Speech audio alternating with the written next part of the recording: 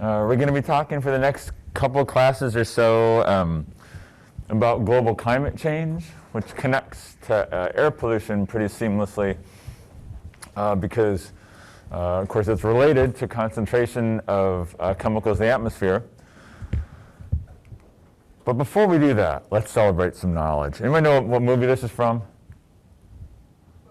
Footloose. All right, awesome, good. All right, awesome. So last time we were talking about air pollution, and we mentioned these 6 pollutants that the EPA regulates. There are standards on these, and then county by county, they have to meet these criteria. And if they don't, then the EPA collaborates with counties to help them reach those criteria. But there was one chemical that was briefly on this list, and then it was taken off this list. Anybody care to take a guess what it was? Our topic of the day might clue you in. So talking about climate change, and it was actually carbon dioxide. So in 2009, during the Obama administration,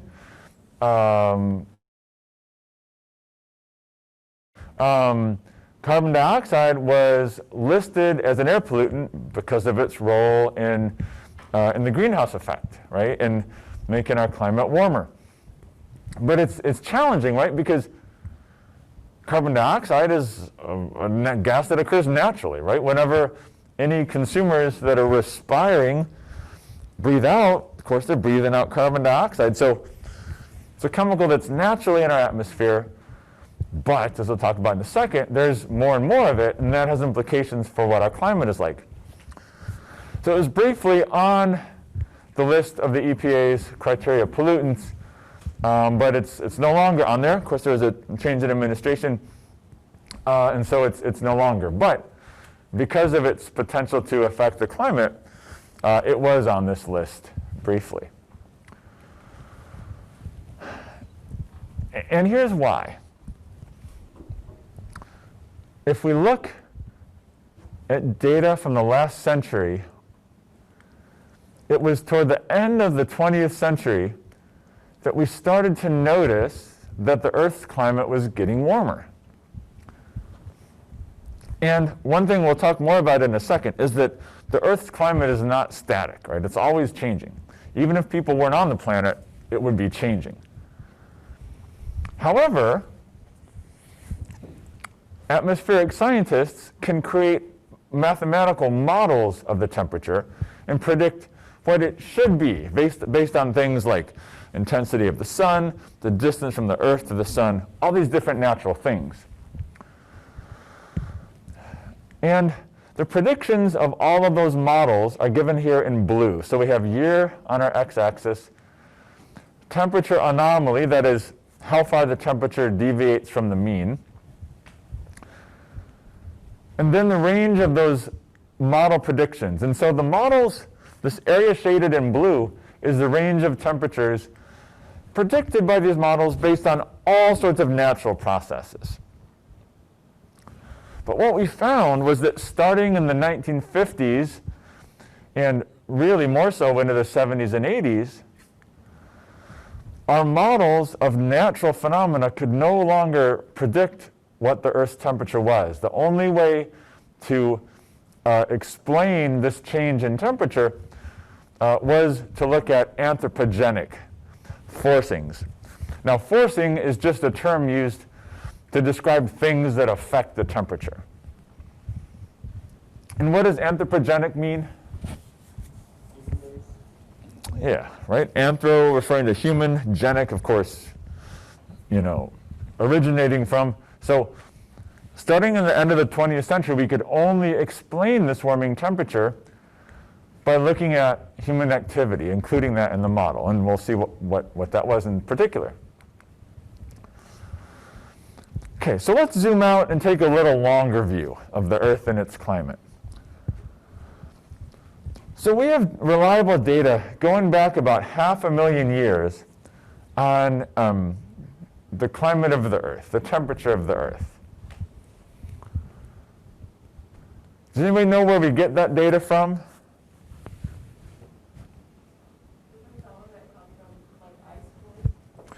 Yeah, our best data on the climate of the Earth comes from ice cores, because ice is deposited every year, and every year there are air bubbles in that ice that capture what the air was like at that time, so we can measure atmospheric concentrations of gases. And then scientists can look at the ratio of elements in every layer of that ice and estimate what the temperature was at that time. Now, the reason we can't go back more than about 500,000 years is because the location of the Earth's poles shift over time, over, hundreds of millions of years in the big picture. So we've only had places, the places that are covered in ice now have only been covered in ice for about 500,000 years. So to go back farther than that, we can't use ice core data. We have to look at the fossil record, at marine fossils, and that's a little more rough resolution. So this graph, here's the present, and it goes back almost 500,000 years, about 500,000 almost. And this red line is the global temperature, and the blue line is carbon dioxide levels. And when you do the analysis, there's a strong correlation, right? So there's a strong correlation between the amount of CO2 in the Earth's atmosphere and the Earth's temperature. And again, the reason that that's important to us is because look at what CO2 concentrations have done recently, right? We're actually up over 400 parts per million by now. But, we've never had as much CO2 in our Earth's atmosphere in the last 500,000 years as we do now. So we're kind of in uncharted territory.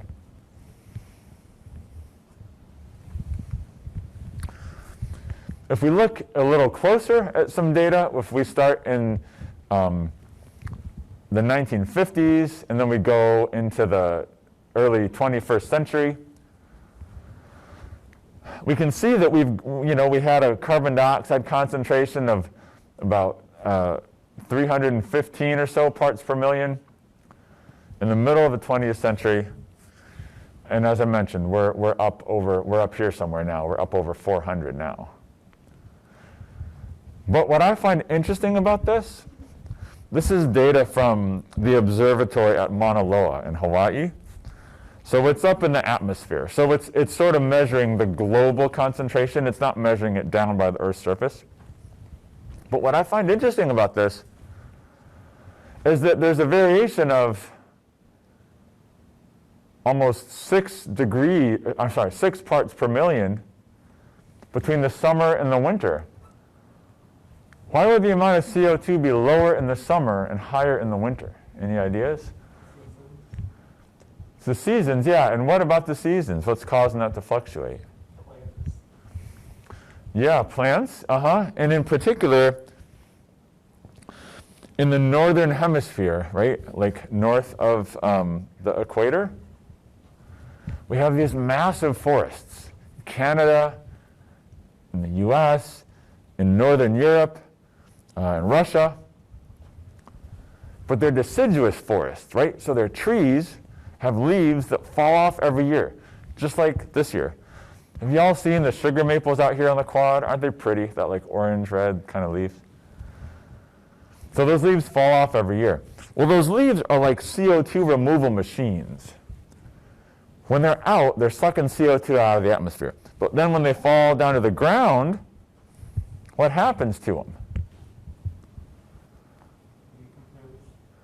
They decompose. If you also said they get picked up by small children and pressed in wax paper to make cool art projects, that's also correct. But they decompose, right? We have things that break them down. So the carbon that was in those leaves gets converted back into CO2. So this just shows you how important it is to have trees to take up CO2, right? Because they're causing a pretty significant fluctuation from the winter to the summer every year just by having those leaves out. All right, whoops, sorry. Okay, so we're interested in CO2, carbon dioxide, because it's what's known as a greenhouse gas. So what is a greenhouse effect? Well, here's what happens. First of all, how many of y'all have been in a greenhouse? And it is significantly warmer than the air outside, right? So the reason that happens is because the sun's light comes down to Earth in all different wavelengths, right? But a lot of it comes down in the visible wavelength, the wavelengths that we can see, from purple through red, right? All the wavelengths we can see. So the sunlight comes down. Now imagine we're in the greenhouse. So it comes down and it warms the surface, right? You can feel the heat of the sun on your skin, right? So it's warming the surface. Same thing in your car. That's why your car gets so hot if you leave it out in the sun. Okay, the sun comes down, it warms the surface. Well, the heat that comes off of that surface has a very long wavelength. It comes off as infrared energy. Infrared radiation has a really long wavelength, so it can't pass back out through that barrier. So your car, the visible light comes through your windshield, your windows, it warms up the surfaces in your car, the heat radiates off those surfaces, but it radiates out as a longer wavelength of light, so it can't pass through that glass. So it's trapped in there. So you have more energy coming into your car than can get out of your car. So that's why it's so hot, right? Well, our Earth is kind of like that seat in your car. And the Earth's atmosphere is kind of like the glass in your windshield and your windows. Because the sun's energy comes down to the Earth, and it warms the Earth, warms the surface of the Earth, right? And then the heat comes off of the surface of the Earth, but it comes off as infrared light, as longer wavelength light. And so, whereas the sun's visible light could pass through our atmosphere and warm the Earth, the infrared radiation that comes off of the Earth is not able to go out through that atmosphere, and so it's contained in the Earth's atmosphere.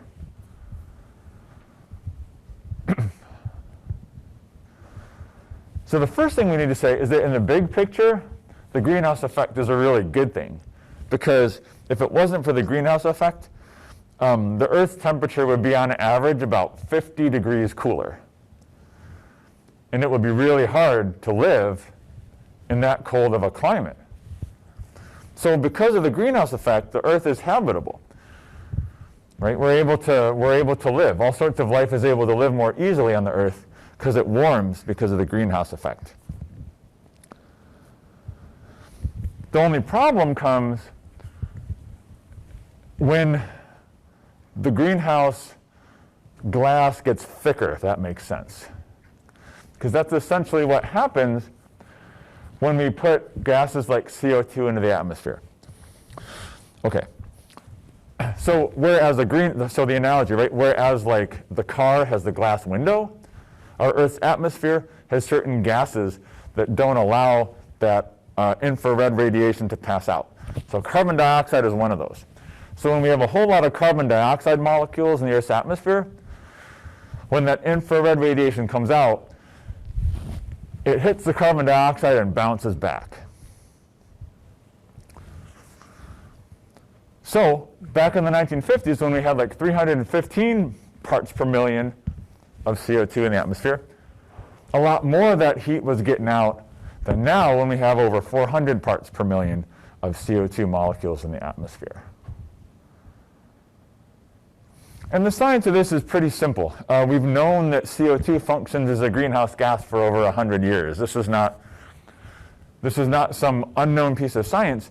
What was unknown to us was just how much carbon dioxide was getting up into the atmosphere, and that we were actually changing the atmospheric CO2 concentrations.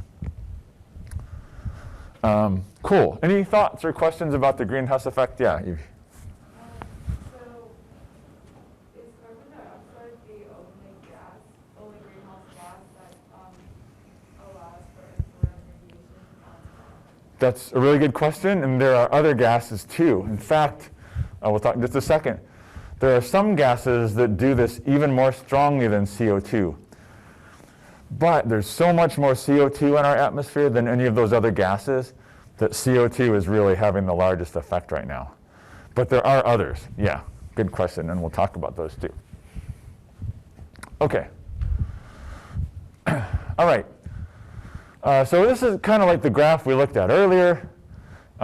If we look at our global temperature, we can see that in the last, again, almost 500,000 years, there's been a lot of fluctuation, right? And so we've got degrees Celsius on our y-axis. And so over the last 500,000 years, our Earth's temperature has varied by, 12 to 15 degrees Celsius, right? So it changes. Even before people were here, it was changing. Does anybody know when you see the earliest fossils that people basically think are human, how many years ago?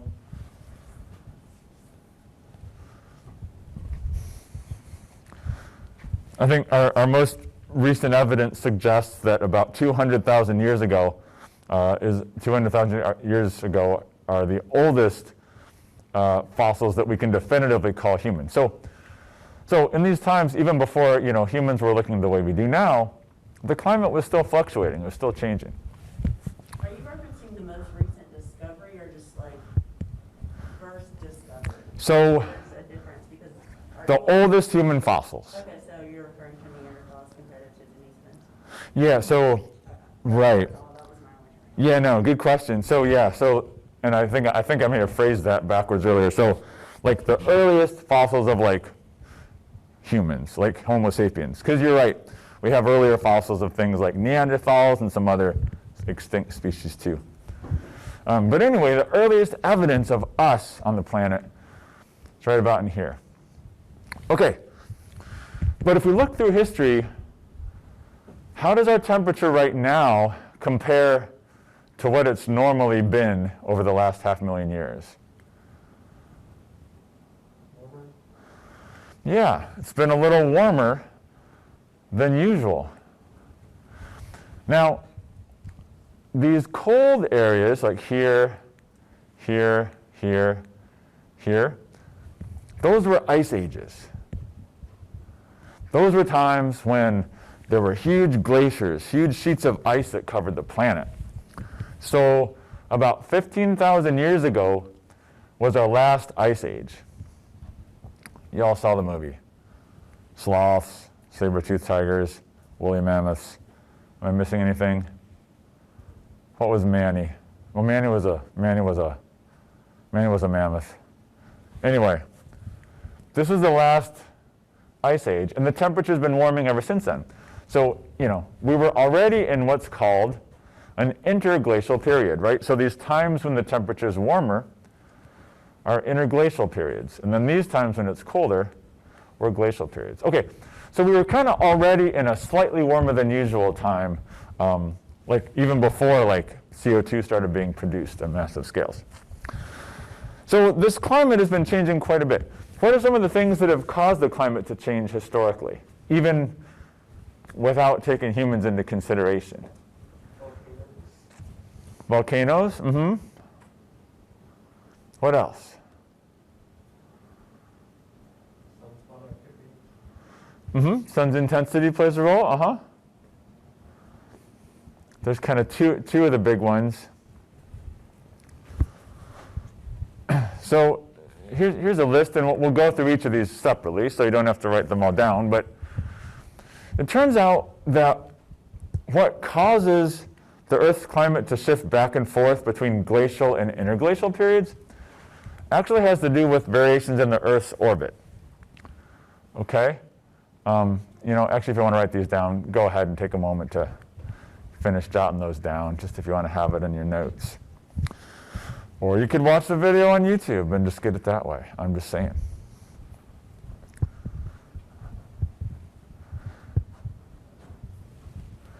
So these are the four, right? These are the four that even before humans came on the scene caused the Earth's temperature to fluctuate. It was never constant.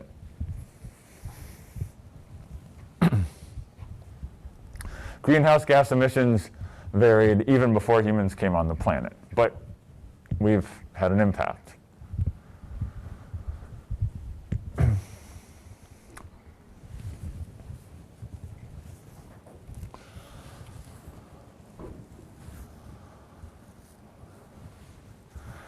I'll wait till people are done writing and then I'll move on here. Cool. So this first piece, the Earth's orbit around the sun. So it turns out that the Earth's orbit around the sun is not constant. It varies, and it varies cyclically.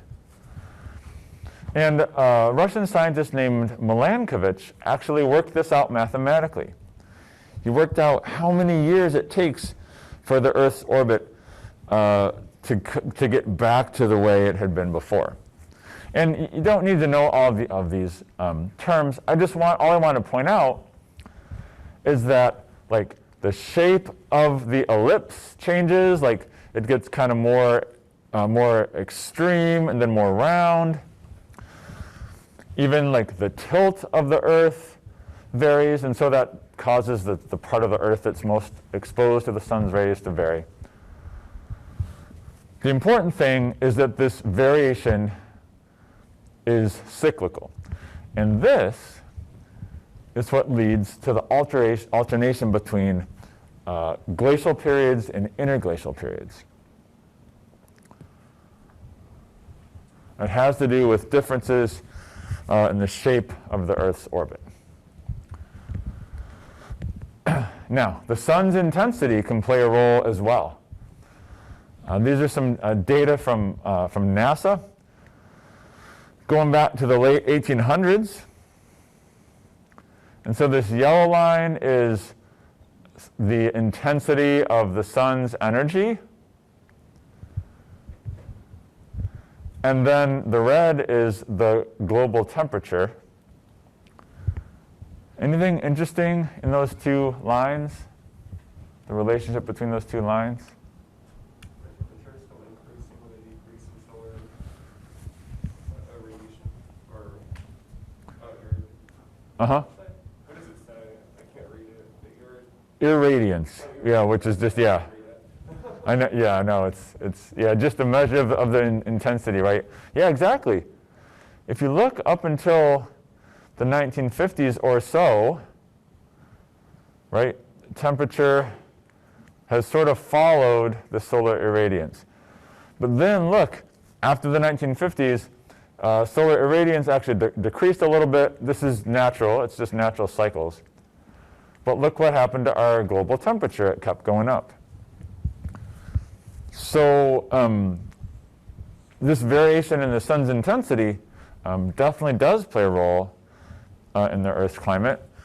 But we see, again, toward the end of the 20th century, there was something else going on that was causing this temperature to increase, right? Because sure enough, solar irradiance is going down, temperature keeps going up.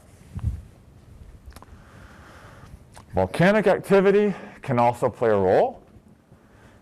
And this is generally more of a short-term impact, because when you get a massive volcanic explosion, it ejects all of these aerosols, all these particles, up into the atmosphere. And so there was this volcano in Indonesia that erupted in 1815, and it put so much particulate matter up into the atmosphere that blocked the sun's rays, that it lowered the average global temperature by 5 degrees Fahrenheit, which is crazy, right? That's saying, like, every day, everywhere in that year, the temperature was, on average, 5 degrees cooler. So volcanism can definitely have an impact on the climate as well, although it's more of a short-term impact. The other thing that happens, and this is more of a long-term impact, is that greenhouse gases can be emitted as well with the eruption. So carbon dioxide, for instance, was emitted in large amounts with this eruption. And so that's going to stay in the atmosphere for a little longer, essentially. So there's a short-term cooling effect with volcanic eruptions on massive eruptions, not small ones. This was essentially this mountain that just exploded, Tambora volcano. Short-term cooling, but then over longer term, slight warming. Cool. All right, so Evie's question about are there other greenhouse gases is an important one. And there are several. And it's important to realize kind of where these come from to be able to think about how we can reduce their amounts. So methane is the first one to chat about. Methane comes from a couple of different places. Have you ever heard of natural gas? I'm sure you have. It's methane, right? So when you connect your stove or something like that, you're getting largely methane. So methane occurs naturally wherever we have fossil fuels. And so extracting fossil fuels is going to release methane even if it's not captured. But the other important thing about methane, and this is actually how it formed, is that it's produced whenever we have what's called anaerobic respiration. Whenever we have sugars that are broken down in the absence of oxygen, that's usually where we're going to find methane. So for instance, we find it on the bottom of lakes because we have sediment that settles down on that lake. And then under the sediment, there's organic matter that's broken down by bacteria. And it creates bubbles of methane that can find their way up to the surface. It also is produced in the digestive systems of livestock. So again, that's an anaerobic environment, and there's bacteria breaking down carbohydrates in the gut of livestock. And so livestock production is also a pretty big source of methane.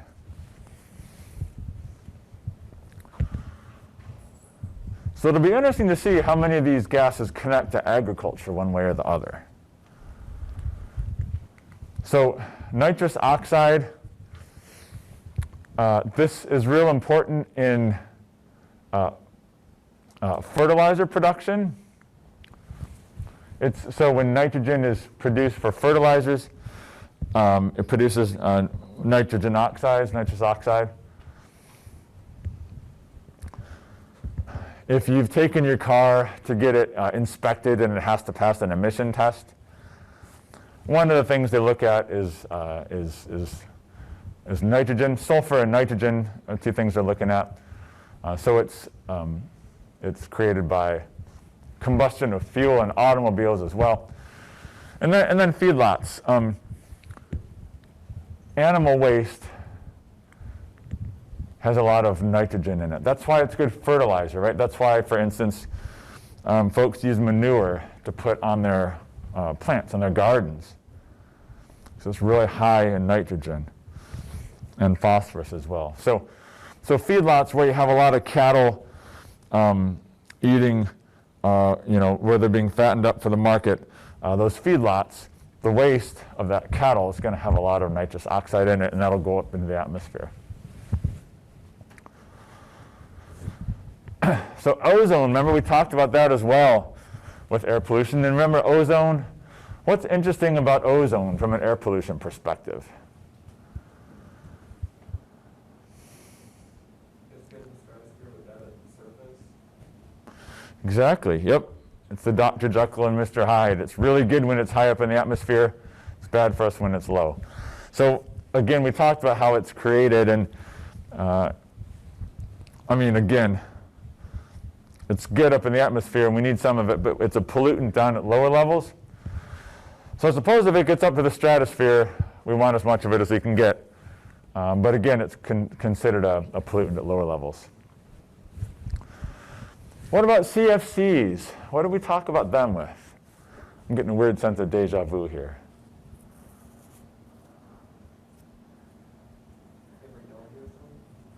CFCs are going to be breaking down ozone, creating the ozone hole. And do we produce a lot of CFCs anymore? No, right? Because of the Montreal Protocol. So this is something that we're not as worried about anymore. But they are greenhouse gases in addition to breaking down the ozone. So, we're not as worried about that because we've been able to ban their use now, or their production at least.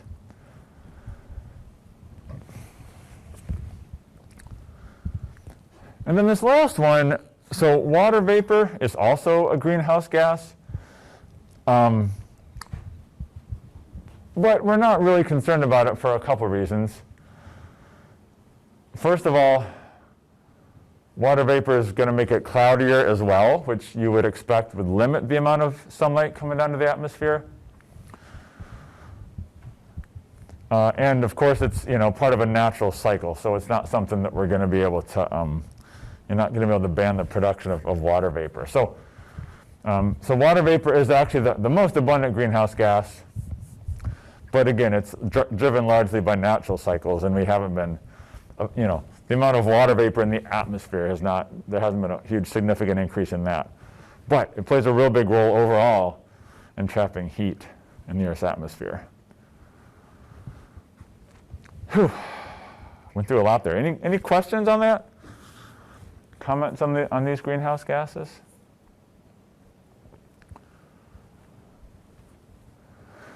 It's kind of interesting, methane and nitrous oxide are both kind of a result of our agricultural practices. So one of the essay options on your exam, which by the way I have your exam graded, so I'll hand it out to you on your way out today. But one of the questions asked about how we're going to be able to feed 10 billion people. And one of the important things is going to be, for instance, altering our diets, right? Big picture, because we grow enough food to feed everyone on the planet.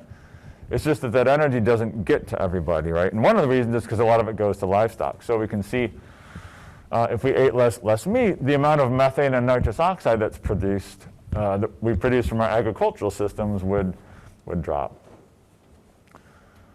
So so it's interesting just to kind of think. And then our energy use as well, right? Because methane associated with fossil fuels, and nitrous oxide also coming from autos burning fuel. So you can kind of see the importance of our energy use practices and our agricultural practices coming through here, right? Okay, so some of these gases are stronger greenhouse gases than carbon dioxide. So this is methane, nitrous oxide, and one CFC, and their heat trapping ability relative to CO2. And so, if you look over, let's look over 100 years to keep it consistent, right? One molecule of methane has 28 times the heat trapping ability of CO2. Nitrous oxide, it's even greater, 265. And then these CFCs, really powerful. So some of these greenhouse gases are stronger greenhouse gases than CO2. Some of them much stronger. And I wouldn't ask you these numbers, but just be aware that methane and nitrous oxide and CFCs are more powerful than carbon dioxide. But the reason that we're not as concerned about them is because of this. When we look at the amount of them in our atmosphere, we can look at carbon dioxide, methane, and nitrous oxide. And when we talk about carbon dioxide, we talk about parts per million, whereas with nitrous oxide and methane, we're talking about parts per billion. So CO2 is not as powerful a greenhouse gas, but there's like 1,000 times as much as there are these other greenhouse gases. So because of that,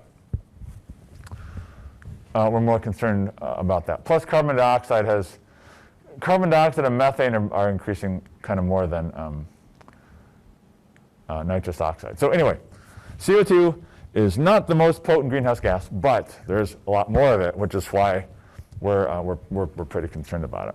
That make sense? Cool. Yeah, so as we talked earlier, this is what our temperatures globally have done recently. Since the middle of the 20th century, we've had a global increase of a little over half a degree Celsius, which might not seem like a lot, but remember, that's everywhere on the planet, every day, a half degree Celsius warmer. And that's the mean, right? So some days are more than that, some days are less. If we look from 1850, so these are observations in the white and the range of the estimates in the blue here. The main thing I want you to get from these data are that it was a very different story after 1950. Right? From 1950 on, we see a pretty consistent increase. Before then, it was somewhat erratic. But since 1950 is really when this warming due to carbon dioxide emissions has happened. And you can see since 1950, again, globally about this, a little more than like a half a degree Celsius increase here.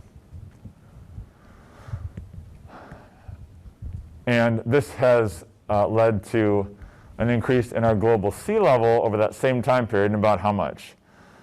Went from like, I don't know, minus 75 to about 50. So about 125 millimeters our sea level has risen over that time. So how much is that for those of us that think in English units? It's like 1/10 of a meter. A meter's 39 inches, right? So it's about 4 inches, right? So our global, is that about 4 inches? So our global sea level has risen by about that much since the 50s.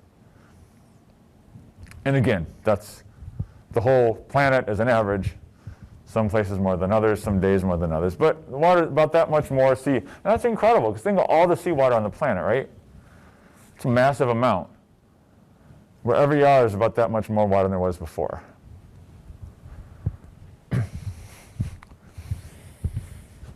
Okay, so I've been hitting you with a lot of numbers, but I think it's good to kind of visualize these. Because I think sometimes people will, we'll talk more about this in our next class, but, climate change has become politicized. And really, it's a scientific thing, right? I mean, the data either say that it is or isn't. It's not really a political thing.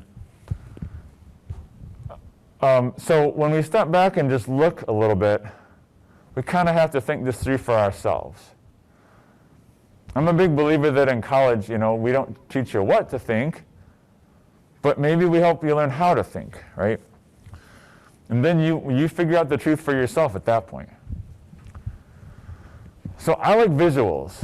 So thinking about our global temperature, imagine that this line is the 20th century average. Okay, it was the average temperature throughout the 20th century. And then we're going from 1880 all the way on up to 2016. And each bar here on this visual is a year.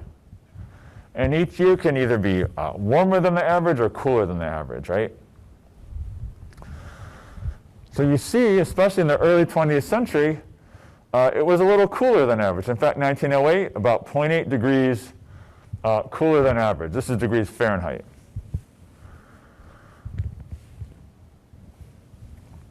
But then you look at 2014, 2015, and 2016, and each of those 3 years consecutively were the warmest years on record. So I had kind of a fun. We had some friends who hosted a socially distanced fire pit with little, we did s'mores and stuff. It was fun, and I got to see my friend Wesley, who's 3 years old, and I haven't seen him in person for probably close to a year. So we got to hang out, and we were running around having fun. Wesley's a smart kid, and I'm pretty sure that if I showed this to Wesley, and I said, Wesley, do you see a difference between this and this? Wesley's going to say, yeah. And then he'd go off and stomp on some more monsters like we were doing last night. But when you picture it like this, it's pretty clear that the temperatures are most certainly warmer now than they have been in the last, 120 years or so. So it's most certainly getting warmer. Again, looking at our recent concentrations, they've kept on going up. 2016, we crossed 400 parts per million. Now, it's interesting to look at where the CO2 is coming from. So 1990 to 2014, we can look at 6 different sources: Japan, Russia, India, EU, US, China. What's interesting about this graph?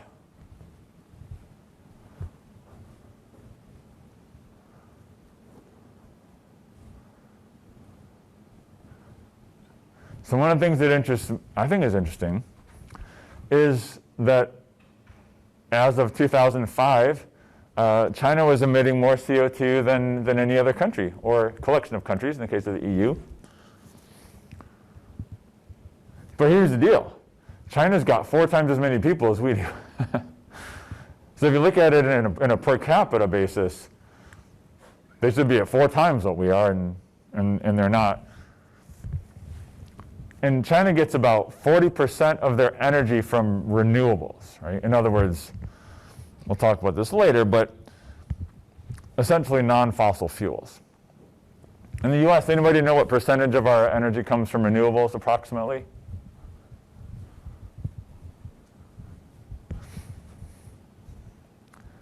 About 11% were the numbers from 2019. So China is producing more carbon dioxide now than any other country, but their per capita production is certainly lower than us, and the amount of energy that they're getting from renewable sources is quite a bit higher than us. So this has been due to economic growth, but also they have been investing in renewables. Okay, now the other thing that I find kind of interesting is what's happened to CO2 emissions in the US since 2005.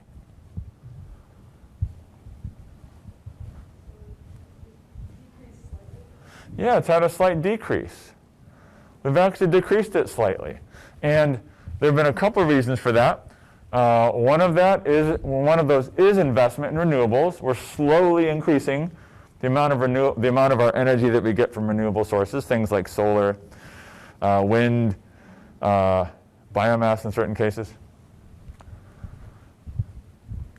The other thing which happened was sort of a good news, bad news thing, was the increase in availability of natural gas, which from a greenhouse gas production perspective is better than burning coal. So it is heartening, at least, to see that in the States we have not kept going up and up and up, which we were through the end of the 20th century, but we've plateaued and came down just a little bit. So, there is definitely some room for optimism here and some potential for change. Cool. All right. So that's what we've seen up to now. So what are we expected to see in the future with regards to our climate? Well, it's going to depend on a few things. And the main thing it's going to depend on is what percentage of our energy we get from renewable sources versus fossil fuels. So if you remember back in the carbon cycle, when we discussed that, what was happening whenever we burn coal is that we're taking energy stored under the earth, we're burning it and moving that carbon up into the atmosphere, right? So hundreds of millions of years ago, plants captured the sun's energy, they turned it into carbohydrates into their plant bodies, got stored underground, and as we dig that out and burn it, then it goes back into the atmosphere. So the more that we do that, of course, the more CO2 will accumulate in the atmosphere, and the more the climate will warm, because again, CO2 is a greenhouse gas. But as I mentioned, we are making progress on the renewable energy front. So the Intergovernmental Panel on Climate Change created some predictions based on how much of our energy we get from renewable versus non-renewable sources. And if we look at the lower end for the end of the 21st century relative to 2000 essentially, in North Carolina, we're expected to increase between 3 and 4 degrees Fahrenheit on average. Just to narrow in on North Carolina. Okay, well then on the other side, if we keep going full speed with using more and more fossil fuels, all of a sudden we're seeing predictions somewhere between 6 and 8 degrees Fahrenheit. So essentially, the minimum increase we can expect to see is about 3 degrees Fahrenheit to the end of the century. So that means a day that was 70 degrees is now a 73-degree day, right? The day that was 32 is now 35. The upper end is 8. So somewhere between 3 and 8 degrees Fahrenheit, we're locked into. But where we come out in that range is going to depend to what extent we get on board the renewable energy train and can start to kick the habit of fossil fuels. Here's some projections based on kind of on the same kind of thing. This is using more fossil fuels. This is using less. And the darker colors are warmer. What parts of the Earth are expected to warm the most? Yeah, the poles. Particularly the North Pole, right? Even more than the South. Santa's going to be bummed. And one of the reasons that's problematic is that, of course, we have our polar ice caps, right, on the top and bottom of the Earth. And those ice caps, one of the things they do is they reflect the sun's light away. It's like big mirrors on the end. It's like one of those disco mirror balls they had back in the 70s. But you've just got mirrors on the top and bottom of it. Well, as the temperature gets warmer, what's going to happen to the amount of ice? Don't have to be a rocket scientist to know that it'll decline, right? And so then, if the amount of mirror on our Earth disco ball goes down, the amount of the sun's heat that the Earth disco ball absorbs is going to go up. And so there's sort of a potential for this positive feedback thing where the more the Earth warms, the more energy it can absorb. And so these models are saying, and we've been seeing, that it's going to warm the most to the north here, and that could be problematic. So what have we seen in the U.S. so far?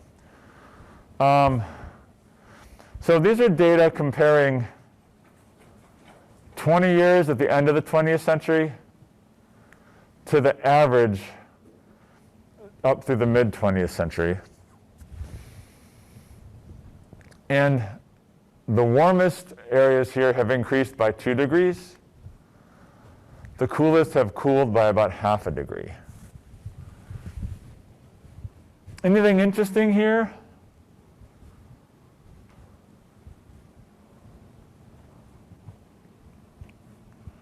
I told you I like maps. I told you that on like the first day, maybe the second day.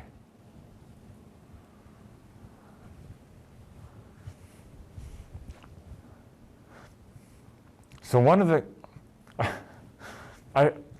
in this class a lot, I have this discussion with myself of like, I hope this topic isn't too depressing. I hope this climate change topic is not too depressing because the first thing we need to know to solve any problem is knowledge of it, right? So as much as it may be kind of a bummer to be like, oh man, this is happening, like it's got to start with knowledge of that problem, right? So hopefully we can temper our like bummed outness with like, hey, now we know what's going on, right? Was there a hand up? You? Yeah. I was going to say that you did say that the graph shows that there is the temperatures have actually cooled in the south, like more like Alabama and Mississippi, where temperatures used to be really like hot, humid. So it's interesting that since 1991 to 2012, it actually cooled rather than warmed. Yeah, yeah, absolutely. And Evan? I was just going to say that it's interesting how, like, in the north, whenever it snows, it melts a lot quicker than it used to. And I've seen a lot, because with my meteorology stuff, I do a lot of research, and I follow a lot of different weather pages around the country. People talk about how 20 years ago, snow would last for weeks, now it melts after 2 days. That is interesting. Yeah, and right, the northern states, right? Yeah, so one of the things that I find really interesting about climate change is that it's going to affect different places differently, right? So somebody who's living in Alabama says, you know, this global warming doesn't seem like a thing. In fact, if anything, the temperature seems cooler now than it was.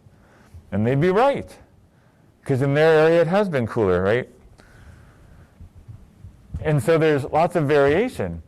Whereas on the other hand, someone living in Grand Junction, Colorado is like, are you kidding, man? It's like 3 degrees warmer now than it used to be every day. And they'd be right too. So this variation from place to place is important to keep in mind.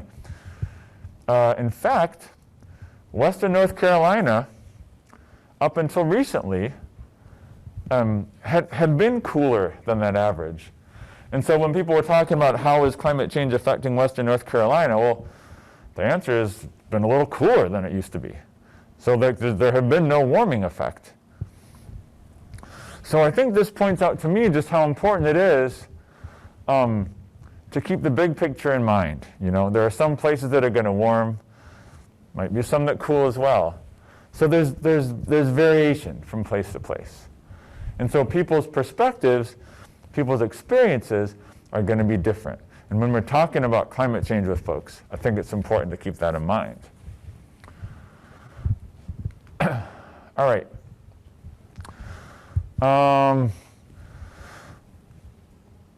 Maybe we'll see. Okay. So as the climate has been warming, the sea levels have been rising as well.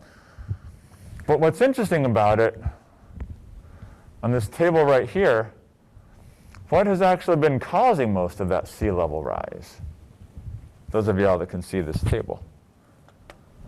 Thermal expansion. Yeah, thermal expansion, right? So when water gets warmer, it gets less dense, right? Because the particles are moving around faster, they take up more space, it gets less dense. So melting ice caps have led to the rising sea levels, but just the fact that the water is warmer is playing an even bigger role, because as it warms, it expands. So it's not just like, it'd be an interesting experiment to do. It's got a glass of water. As your ice melts in it, the water level does go up. But then, as your glass of water gets warmer and warmer, the water level will go up too. I don't know. You'd have to do it in like a bucket probably to get a measurable change. So what has this meant around here? Well, when we've got these higher sea levels, it means things like increased beach erosion because the water is going up higher than it used to. It means increased risk of coastal floods. And also, as the ocean rises, it's going to mean that there's going to be a higher amount of salt water inland in our groundwater as well. Anybody know where Alligator River National Wildlife Refuge is, out by the coast? They're doing research there on how the tree species are responding to rising sea levels. Because some species, when the climate changes, they can just move, right? We're talking about birds, mammals, those kinds of things. But other species are stuck there and are going to have to adapt. So trees, for instance, right? So trees stick their roots down to the ground, and they want to pull up fresh water. But near the coast, the salt water is moving in. And so in places like Alligator River National Wildlife Refuge, they're actually studying how are trees adapting to deal with more salt water, with more salt in that groundwater. So these are all going to be consequences of rising sea levels.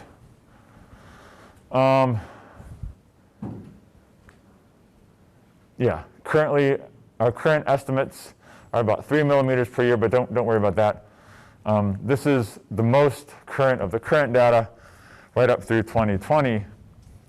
And again, this is a little bit different time scale, but the only point I wanted to make here is that they have the actual data of sea level here in the gray. And then they have what would be predicted to happen from thermal expansion and from added meltwater. And then when you add those together, this purple line, it actually does a pretty good job of matching what the sea level has actually done. So I just think it's sometimes we hear about these projections and we're like, how the heck do you come up with that number? Well, the numbers they've come up with have matched that pretty well. One last point to make and we'll wrap up here. So with climate change, it's not just with those warming temperatures, it's not just that we have more water. But remember, why is it that our temperatures are warming? What is it that we have more of in the atmosphere that's causing the warming? Carbon dioxide. So when you got more carbon dioxide in the atmosphere, some of that carbon dioxide is going to go into the oceans, because the surface of any water is going to be in equilibrium between the atmosphere. So when you've got a gas in high concentration in the atmosphere, it's going to diffuse across into the water. And the ocean's ability to absorb CO2 actually masked the effect of CO2 on the climate for quite a while. Scientists were puzzled. They said, based on the amount of CO2 that's been emitted, our atmospheric CO2 levels should be higher. And the reason they weren't was because a fair amount of it was getting absorbed by the ocean. But why might that be an issue for the ocean, to have more CO2 dissolved in it? Yeah, so here's the thing. So oceans absorb about 1/4 of all the carbon dioxide that's put into the atmosphere. So that's pretty significant, right? Now, we mentioned with rain, right, that the CO2 in the atmosphere reacts with water to form a weak acid, carbonic acid. And so this carbonic acid then is going to result in a change in the ocean's pH as well. And that's a problem for corals, because corals sequester calcium carbonate. That's how they make their skeletons. That's how they make their coral reefs. And as the pH drops, it takes more energy. It gets harder to sequester calcium carbonate.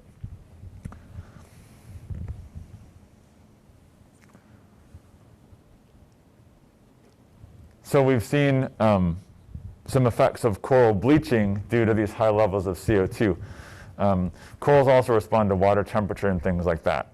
But it's becoming much harder for corals to sequester calcium carbonate and build their shells.